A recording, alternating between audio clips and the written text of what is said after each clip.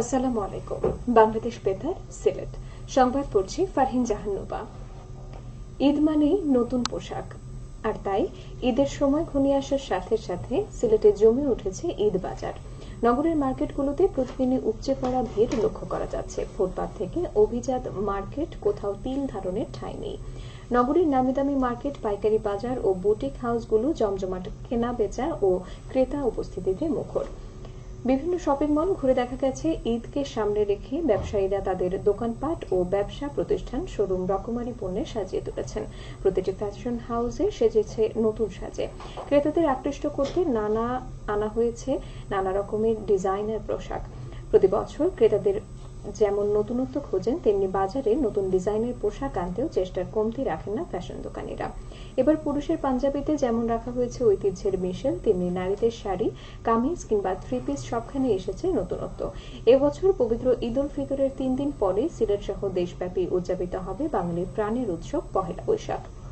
এই দুই উপলক্ষে কেন্দ্র করে পোশাকের ডিজাইনেও আনা হয়েছে ভিন্নতা। ক্রেতারা জানান, নববর্ষ ও ঈদকে মাথায় রেখে এসেছে নতুন কালেকশন। ক্রেতাদের চাহিদা অনুযায়ী পোশাক দিচ্ছেন তারা। সুতির কাপড়গুলো বেশ বিক্রি হচ্ছে। মানে ও দামে সাশ্রয়ী হওয়ায় সব শ্রেণীর মানুষ কেনাকাটা করছেন স্বাচ্ছন্দ্যে। এদিকে হবিগঞ্জে জমে উঠেছে ঈদের বাজার।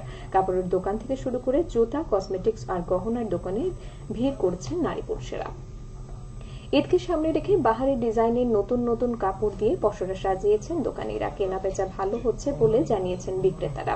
তারা জানান, চলতি বছর বেশ কয়েকটি নতুন ডিজাইনের জামা বাজারে এসেছে। তার মধ্যে আলিয়া কাট, জারকান, গারারা, টিস্যু, সাদাবাহার এর মধ্যে উল্লেখযোগ্য।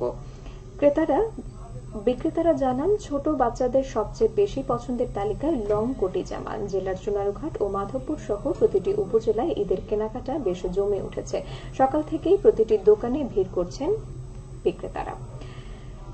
দ্বিতীয় ধাপে উপজেলা পরিষদ নির্বাচনে তফসিল ঘোষণা করেছে নির্বাচন কমিশন। তফসিল অনুযায়ী আগামী 21শে মে দ্বিতীয় ধাপের এই ভোট গ্রহণ অনুষ্ঠিত হবে। এ ধাপে সিলেট বিভাগের উপজেলার মধ্যে রয়েছে সিলেটের কোম্পানীগঞ্জ, জৈন্তাপুর, গোয়াইনঘাট, সুনামগঞ্জের ধর্মপাশা, তাহিরপুর, বিশম্বরপুর ও জামালগঞ্জ, মৌলভীবাজার সদর ও রাজনগর এবং হবিগঞ্জের বাহুবল, চুনারুঘাট ও নবীগঞ্জ উপজেলা।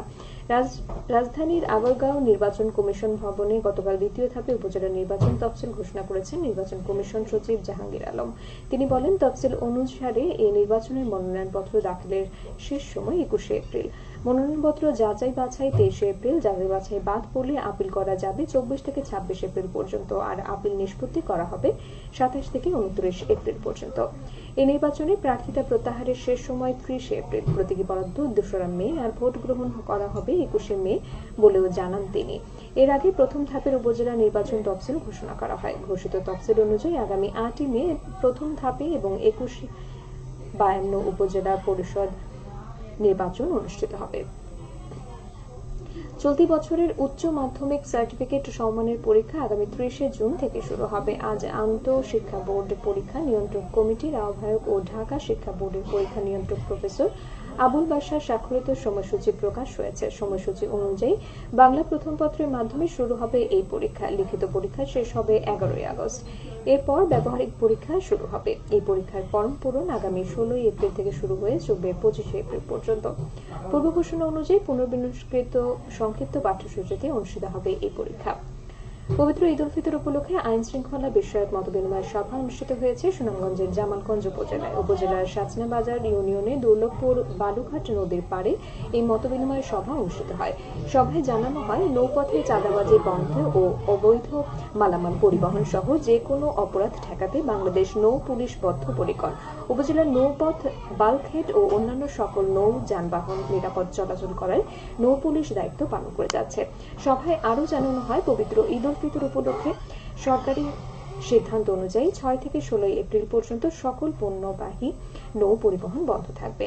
লালপুর নৌ পুলিশ ফাঁড়ি এ সভার আয়োজন করে। এবারে শুনুন কৃষি সংবাদ।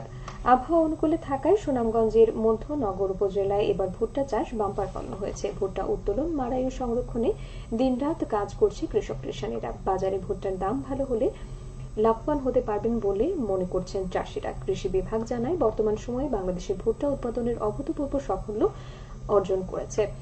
ভুট্টা একটি সার্বজনীন ফসল।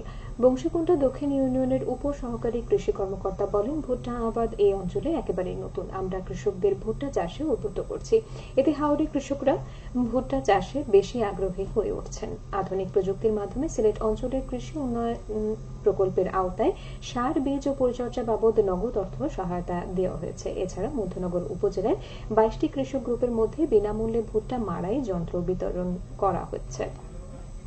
সেহরি ও ইফতারের সময়সূচি। সিলেট ও পার্শ্ববর্তী এলাকায় আজ ইফতারের সন্ধ্যে 6:13 এবং আগামীকাল সেহরির শেষ সময় ভোর 4:22। সবশেষে আবহাওয়া। সন্ধ্যা 6টা পর্যন্ত পূর্বাসে বলা হয়েছে, সিলেট সহ পার্শ্ববর্তী এলাকায় কোনো সতর্কবাণী নেই এবং কোনো সংকেতও দেখাতে হবে না। আজ সিলেটে সূর্যোদয় হয়েছে 5:43 এবং সূর্য অস্ত যাবে সন্ধ্যা 6:09। সংবাদ শেষ হলো। আমাদের পরবর্তী স্থানীয় সংবাদ প্রচারিত হবে বিকেল 4:30।